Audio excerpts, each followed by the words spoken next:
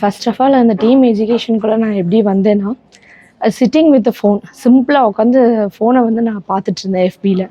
And சடனாக ஒரு advertisement பார்த்தேன். அதுதான் டீம் இன்ஸ்டியூஷன். டக்குன்னு என் கை என்னாச்சு, நேராக அந்த நம்பரை போய் கிளிக் பண்ணி என்கொயரி ஸ்டார்ட் பண்ண ஆரம்பித்தேன். இமீடியட்டாக ஒரு செகண்ட் கூட நான் வந்து திங்க் பண்ணல, நான் ஜாயின் பண்ணிட்டேன். முன்னாடி இருந்ததை விட அப்டேட் ஆகிருக்கேன், நல்லா அப்கிரேட் ஆகிருக்கேன்.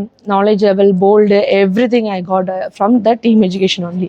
அண்ட் என்னோட யூனிக்னஸ், என்னோட க்ரியேட்டிவிட்டி எல்லாமே வந்து இதிலிருந்து தான் நான் தெரிஞ்சுக்கிட்டேன். கொடுக்குற ஒர்க்கு, ப்ராஜெக்ட் ஒர்க்கோ எது இருந்தாலுமே வந்து ஐ கேன் டூ, என்னால் முடியும்.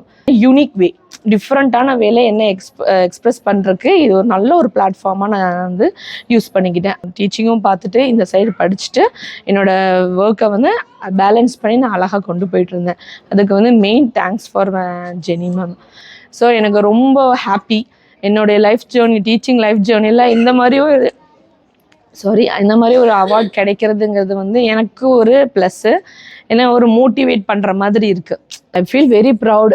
இது ஃபஸ்ட்டு ஸ்டெப் என்னை மோட்டிவேட் பண்ணுறதுக்காக இவங்க கொடுத்துருக்குறாங்கிறத. இதோட என் ஹஸ்பண்டோட, என் ஃபேமிலியோட நான் இங்கே பார்ட்டிசிபேட் பண்ணேன். ரொம்ப ஹாப்பியாக இருக்குது.